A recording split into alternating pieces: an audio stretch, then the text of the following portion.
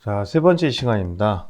독거 수용에 대해서 얘기를 한번 해보도록 하겠습니다. 독거 수용. 세 번째 시간 이제 법령 강의인데요. 자, 수용자는 독거 수용합니다. 다만 다음 각호의 어느 하나에 해당할 경우 혼고 수용할 수 있다 이렇게 되어 있죠. 근데 여러분들이 이제 생각할 때 독거실이 우리나라에서는 좀 부족하잖아요. 부족하니까 그쪽에서 들어갈 수가 있어요.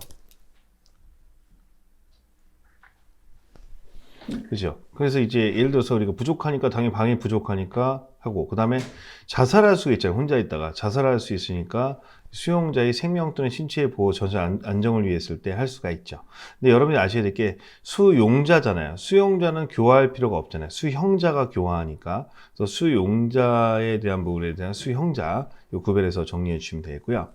세 번째는 수형자의 교화 또는 건전한 사회 복귀를 위해서인데, 수건사인데 수용자, 그다음에 건전, 사회복귀 이 세 가지가 들어가잖아요. 이게 무슨 얘기냐면 일반적으로 봤을 때, 자 여기서 이제 중요한 포인트가 요거예요. 그래서 요게 자 요 부분이죠. 그 다음에 요거는 또 수용자죠. 그렇죠? 요 부분이 이제 포인트가 되는 겁니다. 그래서 자 수형, 수용을 구별해야 된다는 거예요. 그죠? 그래서 일반 미결 수용자 같은 경우는 뭐야? 생명이나 신체의 보호, 이렇게 자살할까봐 이제 자살할 때 옆에 넥타이 매려고 할 때 막을 수가 있고, 수형자 같은 경우에는 사회에서 복귀를 해야 되죠. 그래서 사회성을 키우려면 한 방에서 혼자 있는 것보다는 뭐야? 사회 복귀를 위해서 같이 있는 게 낫겠다 이렇게 생각하는 겁니다. 그리고 참고로 여러분들 중간에 말씀드리겠지만 교정학 기초이론, 이게 법령이 없는 기초이론은 따로 제가 그 기초 강의에서 올려드리도록 할 겁니다. 그래서 그거 참고로 그거 보시면 돼요. 이론 부분은 그렇게 첨가하시고요. 그 다음에 이제 시행령 부분 한번 보겠습니다.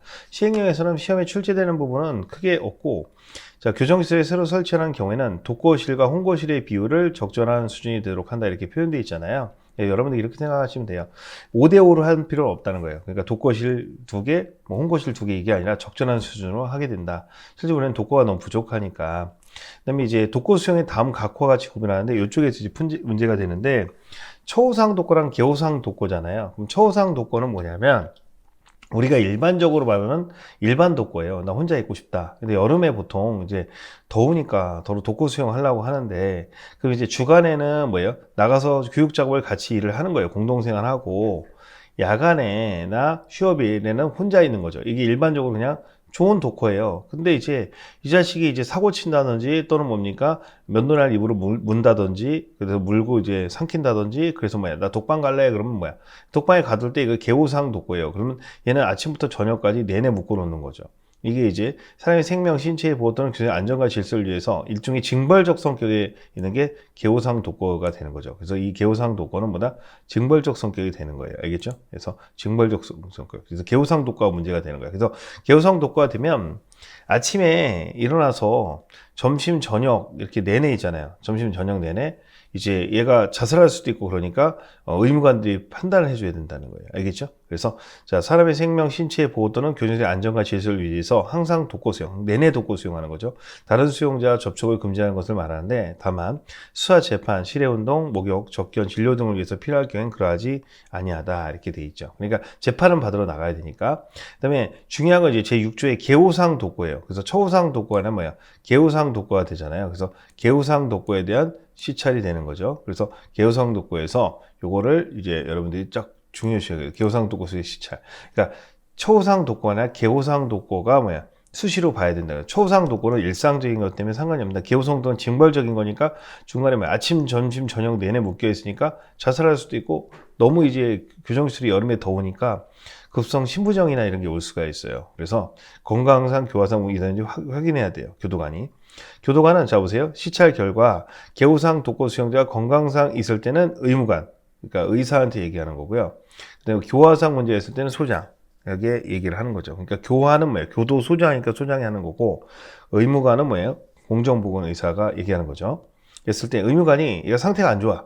상태가 안 좋았을 때 상담 진찰하는 것이 적절히 의료 조치를 하여야 하며, 개우상 독거 수용자를 계속하여 독거 수용하는 것이 건강상 해롭다고 인정할 때는 그 의견을 소장에 즉시 보고하면 최종 결정권자는 소장입니다. 소장은 개우상 독거 수용자를 계속하여 독거 수용하는 것이 건강상 또는 교화상 해롭다고 인정할 때는 이를 즉시 중단한다 이렇게 표현되어 있는 겁니다. 됐죠?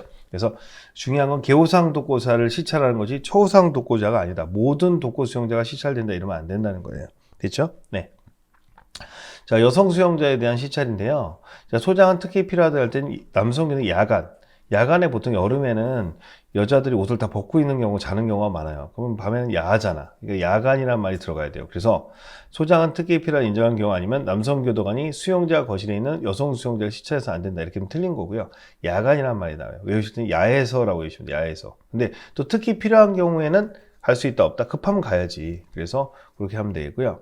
근데 홍고 수용 인원의 기준은 우리가 외우실 때는 개나 소나 홍고 이렇게 외우시면 돼요. 그래서 개나 소나 해서 개하고 소하고 사람이 홍보하니까 3명 이상이 되는 거죠. 개나 소나 3명 이상이라는 건 시험에 잘 나오니까 이것도 기억해 놓으시면 될 거예요. 알겠죠? 이렇게 기억하시면 됩니다. 네. 그 다음에 자, 홍보 수용의 제한, 이것도 가끔 나오는데, 자, 수장은 노역장 유치명령을 받은 수용자, 징역형, 근고형, 구류형에 선고받아 형이 확정된 수용자 홍보 수용 안 된다. 이렇게 끌어주고 설명을 해드릴게요. 자, 우리가 이제 노역장 유치라는 게 배웠잖아요. 벌금을 안 내가지고 몸으로 떼우는 거잖아요. 그래서 내가 음주운전해서 300만 원이 나왔어. 뭐 치고받고 해서 폭행해서 200만 원 벌금이 나왔단 말입니다. 역시 기소돼서. 그러면 그 돈에 대해서 만약 200만 원이 나왔는데 20일 동안 뭐예요? 노역장에 노역방에 들어가요. 근데 얘는 뭐야? 나쁜 놈이야? 없는 놈이야? 없는 놈이잖아요. 그래서 돈이 없는 친구잖아요. 돈이 없는 친구니까 들어가는 거잖아. 근데 징역이나 근고형 같은 경우는 뭐야? 없는 놈이나 나쁜 놈이잖아요. 그래서 물들까봐. 그래서 노역방은 6번 방이고 7번 방은 징역방, 8번은 근고방, 뭐 구류방 따로 있는데 함께 두지 않는다는 거예요. 왜? 이게 나쁜 거 배우게 되니까. 나쁜 놈하고 없는 놈을 같이 두지는 않는다는 거죠. 근데 다만이라는 부분이죠. 다만 뭐냐면 이런 거예요. 그러니까 징역 1년에, 자, 징역 6월에 벌금 100만 원. 징역 6월에 벌금 100만 원. 저는 징역 6월에 벌금 300만 원 이렇게 나왔단 말이야. 그래서 6월을 다 맞췄어요. 6월을 다 맞췄는데 이제 벌금을 낼 돈이 없는 거야. 부인이 도망가고 이혼하고. 그러니까 돈이 없잖아요. 그러면 이게 징역 끝나고 나서 몸으로 떼어야 되거든요. 그걸. 그 벌금 300만 원을. 그러니까 이제 원래 나쁜 놈이잖아요. 그러니까 얘는 뭐예요? 그냥 그 있었던 징역방에서 뭐예요? 벌금까지 까고 나가는 거예요. 그래서 읽어볼게요. 다만 징역형, 근고형 또는 구류형의 집행을 마친 다음에 계속해서 노역장 유치명령을 집행하거나 그 밖에 부득이한 사정이 있는 그러하지 아니하다라는 건 뭐야? 가난한 놈하고 없는 놈하고 구별을 하는데 판례 한번 볼게요. 판례. 이 판례는요, 이게 다 외울 필요는 없고 이제 하나씩만 설명할게요. 여러분들이 전문을 한번 읽어보는데 첫 번째 판례는 뭐냐면 독고 수용실에만 TV 시청을 설치하지 않아서 독고 수용 중인 청구인이 TV 시청할 수 없도록 한 교도소장의 행위가 TV 시청 갖춰 텔레비전을 허용하는 혼거실, 혼거방 수용자와 차별대하는 청구인의 평등권을 침해한지 헌법상의 기본권인 평등권을 침해했는지 여부인데 소극이라는 건 뭐예요? 아니다 이런 뜻이죠. 적극 그럼 그렇다라는 얘기잖아요. 소극이란 받아들이지 않는다는 뜻이에요. 이게 무슨 헌법재판소 판례인데 일반적으로 교도소에 TV를 설치하는 건 TV 시청권은 권리라 보지 않아요. 그러니까 그리고 이제 예를 들어서 보통 독거방은 징벌 중인 애들이 많이 가잖아요. 그러니까 뭘 잘했다고 뭐 TV를 봐. 그래서 행정상 교제를 할 수가 있고요. 얘는 지가 스스로 독거를 하겠대. 그럼 뭐야? 독거방에 TV가 없다고 해도 그걸 감수했잖아요. 그러니까 이거는 뭐야? 합리적 차별이라 볼 수가 그렇죠.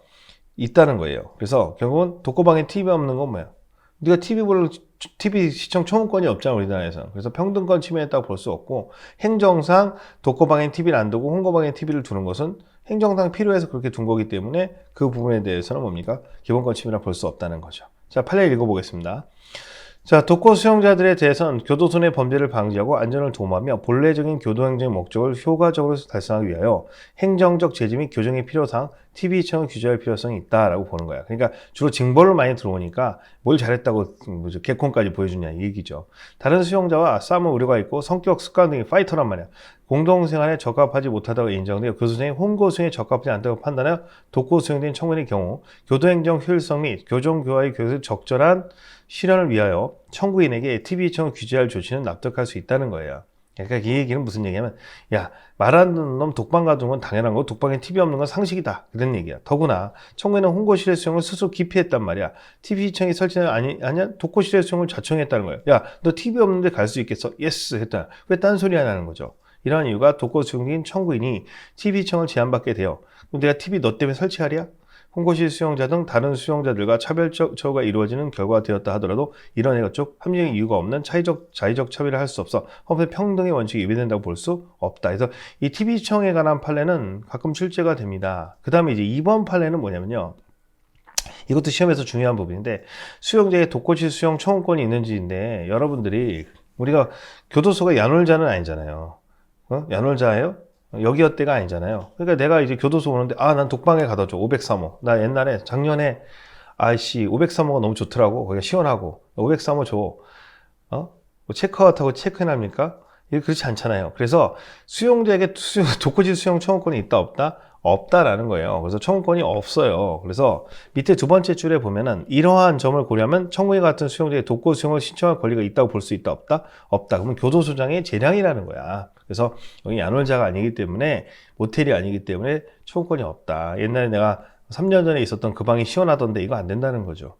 자, 수용 거실의 지정인데 자, 수용자는 거실을 지정할 때 이게 무슨 얘기냐면 시험이 잘 나옵니다. 여러분들 아셔야 될 게 있어요. 이제 우리가 1번 방부터 7번 방까지 있다고 치자. 뭐 상, 중, 하, 뭐 하면 뭐야? 하방, 중방, 상방이 있어. 그럼 거기서 이제 뭐뭐 해서 이제 우리가 명찰에 붙여져 있잖아요. 그럼 내가 이제 거기서 방이 1번 방부터 14번 방까지 있다고 칩시다. 그 중에서 이제 우리가 여기는 폭력방이고, 여기는 뭐 마약방이고, 여기는 경제사범이고 이렇게 돼 있어요. 근데 이런 것들 구치소 가도 하다못해 이제 반편성을 하거든요. 우리가 반편성하는 거랑 똑같아. 특목고 보내는 것처럼. 그럼 우리가 이제 공부 잘하는 애들 공부 잘하는 애들 보내는 것처럼 범죄 잘하는 범죄 잘하는 애까지 편성할 거 아니겠습니까? 그래서 자 보세요.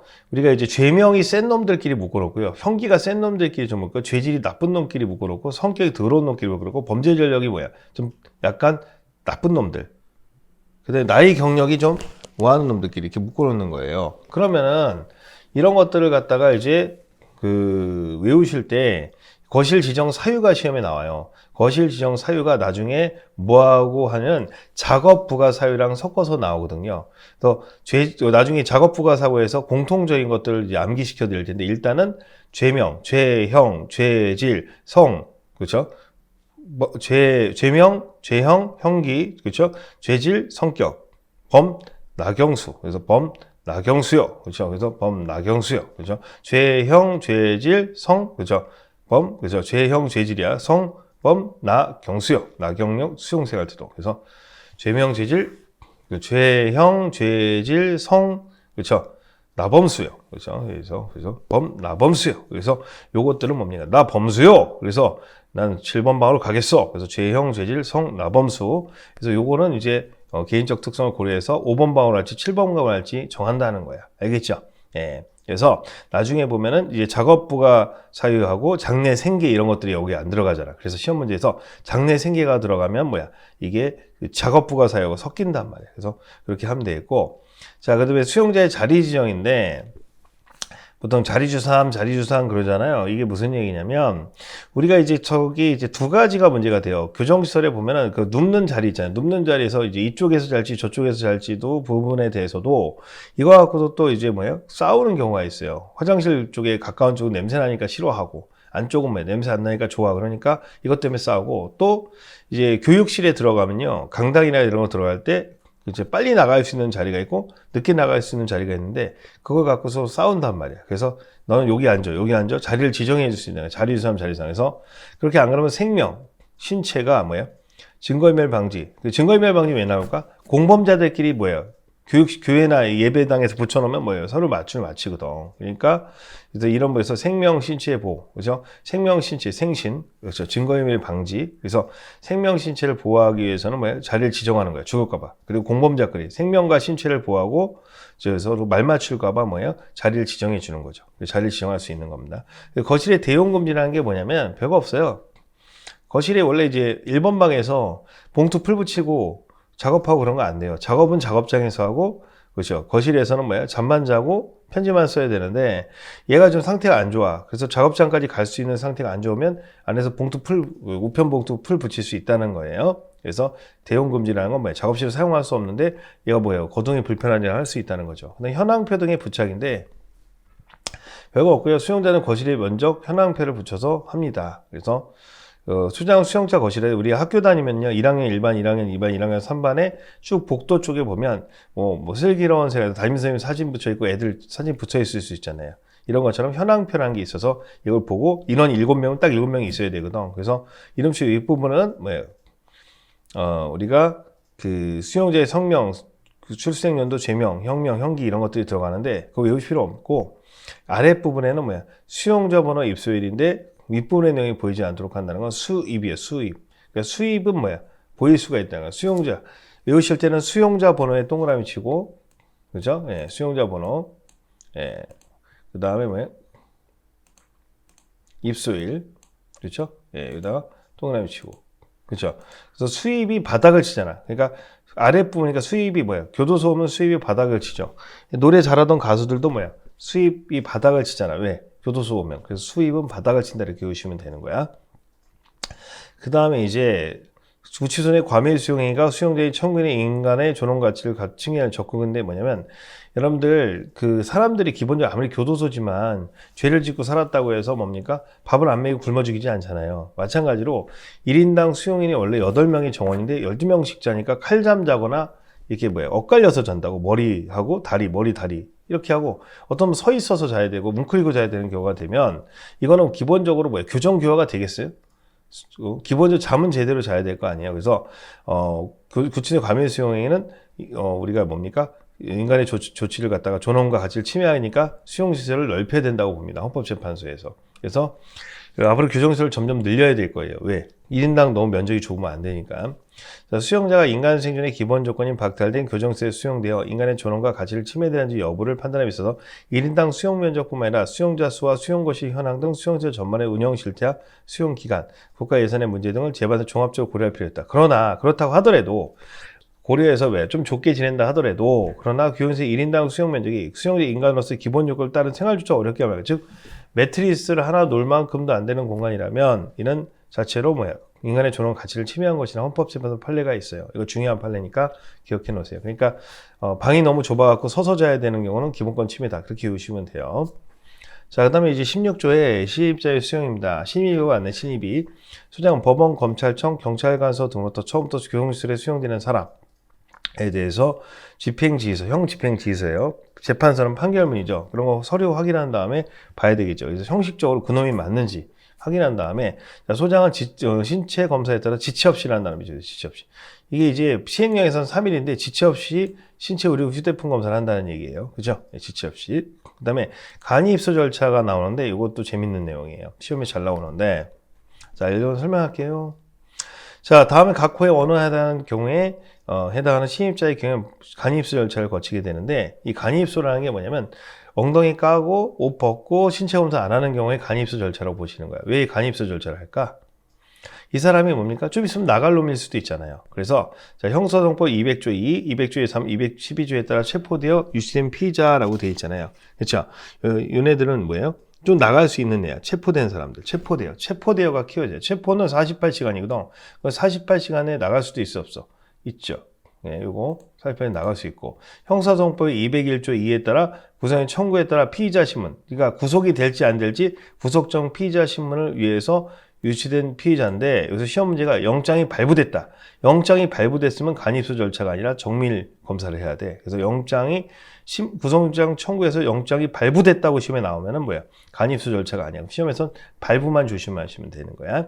됐어요. 그러니까 잠깐 있다가 뭐야? 영장이 기각되면 나가잖아요. 근데 그러면 이제 뭐야? 며칠도 안 지났는데 빨개 벗길 필요 없잖아요. 그렇게 생각하시면 돼요. 시행령. 자, 소장은 법원 또는 검찰청, 경찰관서 등부터 처음으로 교정시설에 수용되는 사람. 그러니까 신입이가 하나 제품이 들어왔어요. 호송인, 데려온 놈한테 호송인한테 잘 받았다고 영수증 끊어주는 거예요. 수령증. 이거 신입자의 부상, 질병, 거기 이상이 있을 때는 뭐예요? 확인서를 받는다는 게 뭐냐면 가다가 중간에 택배로 뭐예요? 머리 깨졌어, 이거. 제품이 깨졌잖아. 그럼 뭐야? 이거 내가 깨트린 거 아니고 네가 데려오면서 깨졌다라는 확인서를 받아오는 거지. 그렇죠? 그 얘기하면 돼요. 시집자를 인수한 교도관은 성명 나이 인수지적과 서명 또는 날인하고 그다음에 뭐야? 소장은 확인서를 받은 경우에는 소송인에게 신입자의 성명 나이 인계일시 몇 시 도장 찍는 얘기예요. 신체 검사를 해야 되겠죠? 예. 그래서 신체 검사 지체 없이 검사하게 되는데 건강진단 있죠. 신체 검사는 바로 할 수가 있는데 건강진단은 지체 없이 하기가 어렵잖아. 그래서 3일이에요. 3일. 아이고 몸이 아프다면 3일. 아이고 3일. 3일입니다. 3일. 그래서 3일 기억해 놓으시면 돼요. 그래서 앞에 있는 거는 지체 없이라고 되어 있거든. 그죠? 신체 검사를 하는데 이거 신체 검사의 시행령에 이제 구체적으로 봐봐요. 여기서 지체 없이라는 부분이 있었을 거예요. 아까. 그쵸? 지체 없이라는 부분이 있었는데 그래서 지체 없이, 그죠? 그래서 건강진단하고 지체 없이 하자. 지체 없이. 이 지체 없이가 있는데 이 지체 없이를 구체화시킨 게, 이 지체 없이 구체화시킨 게 뭐라는 거예요? 3일이 되는 거예요. 알겠어요? 그래서 건강진단은 의사가 해야 되니까 의사가 그날 쉬는 날일 수도 있고 그러니까 됐습니다. 그래서 오자마자 목욕시켜요. 목욕. 지체 없이. 왜냐면 냄새가 엄청 나거든요. 구치소에 넘어오게 되면. 자, 17조 고지사항 보겠습니다. 고지사항. 고지사항 한번 보도록 하죠. 고지사항은 이제 재밌는 게 뭐냐면, 자, 보세요. 말이나 서면이라고 되어 있죠. 자, 말이나 서면. 뭐야? 말이나 서면인데, 왜 말도 하고, 왜 서면이냐, 말이나 서면인데, 왜, 이해가 안 가는 게, 이거 글로 해줘야 되는 거 아니냐, 이렇게 생각하시는 분이 있는데, 교도소 안에 다 붙여져 있어요. 벽에. 붙여져 있으니까, 이송됐을 때 알려주는 부분들은, 붙여져 있거나, 다 현황표에 붙여져 있기 때문에, 이거 말로도 가능한데, 나중에 보호관찰관이나 이런 사람들이 나가 있을 때 준수하는 게 있어요. 그때는 다 서면으로 하게 돼요. 왜? 얘는 이제 돌아다니니까 종이 쪼가리나 줘야 될 거 아니에요. 그죠? 그럼 집에다 붙여놓으라고 하는 거고, 여기는 붙여놓을 때가 뭐야? 안에서 말로 하면 되니까 계속 해줄 수 있으니까. 그래서 너 언제부터 기사님 언제 나간다. 그리고 네가 했을 권리, 접견 편지 이런 것들 있고, 여기 전화통화 없죠. 전화통화는 권리가 아니에요. 청원. 그렇죠? 너 억울하면 뭐야? 청원이나 인권위 진정해라. 그렇죠. 그리고 규칙은 이렇게 된다. 아침 몇 시에 일어나야 된다. 이렇게 필요한 사람 다 일과표 붙어 있으니까 사실은 이걸 어차피 일과표 다 외울 수도 없기 때문에 이런 것들 고지해 주는 거예요. 됐죠? 거기까지 아시면 되고요. 그래서 결국 무슨 얘기냐면 이거야. 권리. 그지? 판례. 권리와 그렇죠? 결국 뭐예요? 네가 해야 될 뭐예요? 의무에 관한 사항. 그렇죠? 의무에 관한 사항이 있는 거예요. 네. 권리와 의무에 대한 내용을 알려주는 거죠. 고지사항은. 자, 수용 거절인데 언제 수용 거절은 안 돼요. 못생겼다고 거절하고 그러면 안 되잖아요. 흉악범이라고 거절하고. 그런데 소장은 다른 사람의 건강에 위해를 끼치고 우려하는 감염병. 감염병은 뭐야? 거절할 수가 있어요. 감염병은 거절할 수가 있습니다. 그래서 감염병은 거절할 수가 있어요. 그렇죠? 유일하게 감염을 거절해야 한다, 할 수 있다. 할 수 있다, 해야 한다가 아닙니다. 상대적 거절이니까 기억해 놓으시고. 자, 그 다음에 그리고 이제 소장은 거절했으면 뭐예요? 이거 보건소장하고 법무장한테 알려줘야 되겠죠. 보건소장은 나하고 대등한 관계가 되니까 통보를 해주는 거고, 그 다음에 이건 법무장한테 보고합니다. 사진 촬영이라고 되어 있죠. 소장은 신입자 등 다른 교정실로부터 이송되온 사람에 대해서 신입에 대해서 사진 촬영을 합니다. 근데 만약에 소장은 수용 목적상 필요하면 수용 중인 사람, 중이 왜냐면 수용 중이면은 뭐야? 얼굴이 바뀌지 않았는데 뭐 화상을 입었다든지 너무 오랫동안 가둬서 머리가 다 빠져갖고 탈모가 일어나서 원래 있는 얼굴과 원래 이후의 얼굴이 뭐야? 잘 구별 못하면 중간에 사진 한번 더 찍을 수 있다는 얘기입니다. 그래서 머그샷 하듯이 우리가 사진 찍는 거예요. 머그샷. 그래서 소장은 신입자의 키, 용모, 문신, 흉터 등의 신체 특징과 가족 보호자의 연락처를 수용기록부. 이 수용기록부가 생기부라고 보시면 돼요. 생활기록부. 생기부에다 기록하면 되는 거예요. 생기부에다 기록하고, 그렇죠? 교도소가 업무상 필요한 경우 아니면 연락하지 못하도록 한다. 그러니까 교도관들도 개인 심상은 볼 수 없어요. 신입자인 다른 수용대 이송되어 온 사람에 대해서 새로운 수용자 번호를 지정해야 돼요. 우리가 전학 갔으니까 번호가 나오잖아. 그래서 왼쪽 가슴에 국기에 대한 격려할 때 어때? 국기에 대한 격려할 때 가슴에 하자. 그래서 왼쪽 가슴에 붙이면 되는 거야. 그렇죠? 수용자 번호를 4885 이런 식으로 알겠죠? 네. 503, 그죠? 사회 수용자의 교화 또는 건전한 사회복귀에서 번호표 붙이지 않을 수 있는데, 보통 사형수들 같은 경우는 뭐예요? 번호표 붙였을 때 빨간색으로 붙이게 돼. 붉은색으로 붙이다 되니까 상대방이 거부할 수도 있기 때문에 뭐 붙이지 않을 수도 있대요. 네. 자, 신입자의 거실 수용이라고 되어 있습니다. 거실 수용. 자, 소장은 신입자가 환자이거나 부득이한 사정이 있는 경우 아니면 3일 동안, 이 3일 동안 신입자 거실에 수용했는데 이거 시험이 잘 나옵니다. 이 3일 동안은 왜 중요하냐면, 이거는 왜 그러냐 말씀을 드릴게요. 이 감압실이라 해서 우리가 일반적으로 봤을 때는 3일이라는 단어가 있잖아요. 3일은 이제 얘가 사회 적응 기간이라는, 그래서 사회 적응하듯이 교도소에 적응하는 기간이 있다는 거예요. 그러면 방에다 배정을 안 하고 이제 뭐야? 여기는 미결수에다 우리가 결정이 나왔을 때 일단은 우리 교도소에 왔을 때 3일 동안은 신입자 거실에 둬야 돼. 안 그러면 뭐야? 불안해서 자살하고 그런 경우도 있으니까 해죠. 신입자에 있을 때는 절대 작업을 부과해서는 안 돼요. 왜냐면 작업하다가 뭐야? 누굴 만나죠? 다른 재소자를 만났을 때 걔네들이 겁을 줍니다. 너 우리 방 들어오면 죽었어 이렇게 나오니까 절대 부과하면 어떠한 경우에도 안 돼요. 본인 신청해도 안 됩니다. 그다음에 19세 미만인 사람들에 대해서는 30일까지 연장할 수 있다. 이것도 잘 나옵니다. 그러니까 어린애들 같은 경우는 겁나서 밤에 오줌 싸고 그러니까 한 30일까지 연장할 수 있다. 연장이 가능하다. 기억해 놓으시면 돼요. 나중에 이제 나가기 전에 석방 예정자 거실이라는 게 있어요. 그러니까 석방 예정자 거실이라는 게 있는데 그거는 3일인데 이건 입고 싶으면 입고 안 입고 싶으면 안 입거든요. 그거는 왜냐면은 어차피 석방 예정자 거실은 지가 본인이 5번 방에서 친구들하고 마지막까지 있다가 나가겠다 하는 경우도 있고 5번 방에서 있다가 3일 전에 가족들이나 이런 사람들한테 생각하고 내 미래를 생각하기 위해서 혼자 좀 독방에 있고 싶다 그러면 그때는 석방 예정자 거실에 있을 수 있거든요. 근데 차이점이 뭐냐면 그거는 임의 규정이고 석방 예정자 거실은 연장이 안 되죠. 연장이 되면은 불법 구금이 되니까. 요거는 시임자 거실 수용만 잘 기억해 놓으시면 될 것 같아요. 자, 그다음에 이제 19조에 보면 뭐가 나와 있냐면 이런 내용이 있죠. 19조는 다 설명했고, 그렇죠. 수용기록부의 작성. 그래서 이거 19조 이거는 좀 아셔야 되는 게 3일 만에 작성해야 되는 서류가 이거 말고도 서류가 되게 많은데, 그죠? 수형이야. 그래서 수용기록부, 그렇죠? 수용기록부, 수용자 명부, 그렇죠. 그 다음에 형기 종료부. 이게 세 가지가 있거든. 자, 세 가지 있거든요. 근데 여기 어떻게 되냐면요. 수수형인데, 자, 우리가 우리가 수용 기록부라는 게 생활 기록부랑 비슷한 거고, 수용자 명부는 명단이에요. 쭉. 1번부터 100번까지. 출석부. 형기 종료부는 언제쯤 나가는지에 대한 거예요. 그래서 이 세 가지 서류는 다른 서류보다 우선해. 그러니까 서류가 한 30개 되는데, 그 중에서 이 세 가지는 뭡니까? 그렇죠. 수수형. 그렇죠. 수수형은 수수형. 그렇죠. 수수형은 3일 이내에 정리해 줘야 돼요. 그래서 3일 이내에 정리한 서류가 아닌 것은 이렇게 나오니까, 그렇죠. 명, 형. 이렇게 여기도 하는데, 수수형이라고 외치면 돼요. 수수형. 그렇죠.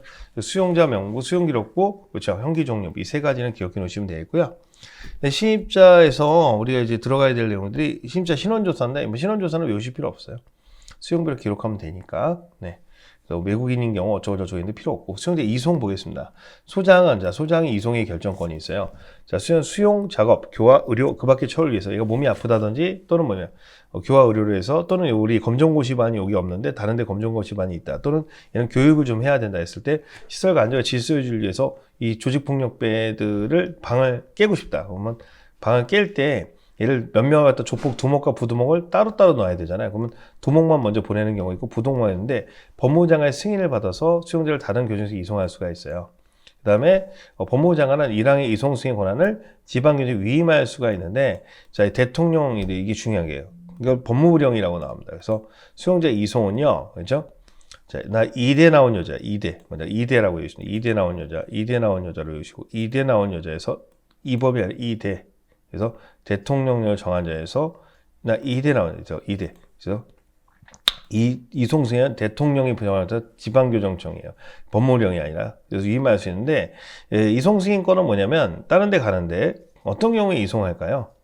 수용시에 공사관의 수용거실이 일찍 부족할 때, 우리가 공사하는 동안 있을 때 광주교도소가 있을 때 전주로 보낼 수가 있고요.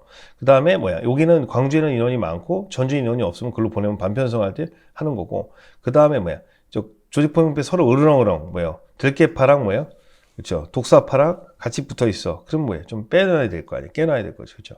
근데 중요한 거는 제1항에 따른 지방교정청의 이송시는 관할 내 이송으로 한정하는데, 이게 무슨 얘기냐면 우리가 보통 지방교정청이 서울지방교정청, 대구지방교정청, 광주지방교정청, 대전지방교정청 4개밖에 없단 말이야. 그러면 이제 그 관할 내라는 게 무슨 얘기냐면 서울이 어디를 커버하면 서울지방교정청이 서울, 경기, 인천, 강원, 서경, 인, 강이거든요. 그러면 이제 전라권이나 제주권은 전부 다 누가 맡아요? 광주지방교정청장이 맡는단 말이에요. 그러니까 지방교정청장이 4개가 있는데 4개 권역이 서울지방교정청이 맡고 있는 데가 서울, 경기, 인천, 강원까지 커버친단 말이야. 그럼 내가 만약에 안양교도소는 경기도잖아요. 경기도 안양이거든요. 그래서 강릉교도소로 간다. 그때는 서울지방교정청장이 승인해서 때려서 갈 수 있다. 위임되는 법인데, 안양교도소에 있는 애들이 광주로 간다. 그럼 지방교정청이 전라도 광주지. 광주광역시로 가면 이 관할이 달라지잖아요. 그때는 이송할 수가 없다는 얘기야. 법무장의 승인이 있어야 되지. 그렇죠? 그 다음에 이제 이송 중지 보겠습니다. 이거 시험에 많이 나오는데, 소장이 얘를 이송하는데 만약에 예를 들어서 강릉으로 보내려고 그래. 누구를? 안양에 있는 놈을. 근데 얘가 많이 아파. 많이 아프면 이송받을 즉시 중지해야 되겠죠. 그러면 누구한테 알려줘? 그쪽 지방교정청장에 알려줘? 아니면 강릉교도소장? 야, 강릉교정청장, 교도소장한테 못 간다고 전해라. 이거 시험에 많이 나와요. 또 마누라. 그 다음에 됐고.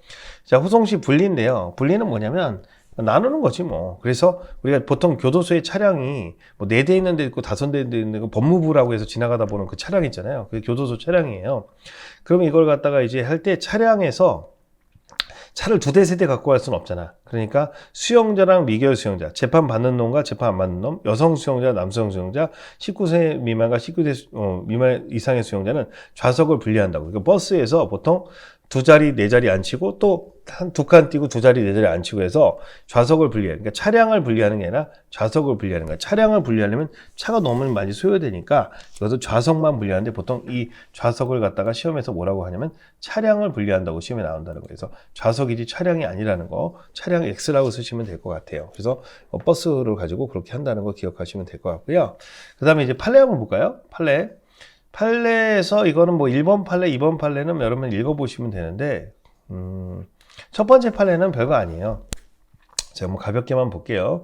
원래 판례까지는 뭐 설명할 필요 없는데, 요 판례까지만 제가 설명을 하도록 할게요. 자, 일단은 기본적으로 교도소의 출정명 징수행위 상계행위인데, 보통 출정을 할 때, 보통 민사사건이라고 해서 출정을 할 때, 왔다 갔다 재판을 받을 때, 그죠? 거기서 이제 예를 들어서 경비가 들어갈 수 있어요. 민사사건. 형사사건 말고 민사사건. 본인이 부담이거든요. 그랬을 때, 그 예의 영치금이라는 돈이 있어요. 맡겨놓은 돈. 맡겨놓은 돈에서 일부 깐단 말이에요. 비용이 들어갔을 때. 민사소송이 있을 때 이런 부분에서 이거는 공권력의 행사를 볼 수 없다는 거예요. 왜? 얘한테 들어간 택시비 5,000원을 내가 이 영치에서 까는 거는 공권력이라고 할 수 없죠. 명령 강제가 아니니까. 알겠죠? 즉 사법상의 법률행위.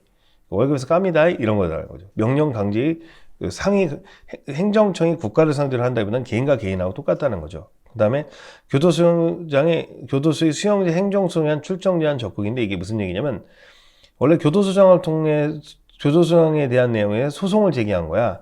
교도소장이 얘를 안 보내고 싶은 거죠, 법정에서. 그러니까 출정하기 전에 여비를, 이게 행정소송, 민사소송하고 똑같거든요. 그러니까 지가 본인 부담이야, 비용이. 그러니까 비용 부담이 안 돼. 그러면 당연히 뭐야? 못 나가잖아. 그러니까 일부러 못 나가게 한 이유는 뭐냐면 자기한테 소송하는 그 자기 소송 대상에 대해서 얘가 법정에 안 나가게 되면 어떻게 되냐면 안 나가는 쪽이 패소하거든요. 일부 못 나가게 하려니까 뭐야? 보세요. 교도소장은 자기를 상대로 한 거니까 수용자를 출정하기 전에 여비를 납부하지 않을 거라 출정 비용과 영치금과의 상계를 미리 동의하지 않았던 즉 내가 맡겨놓은 돈이 영치금이거든요.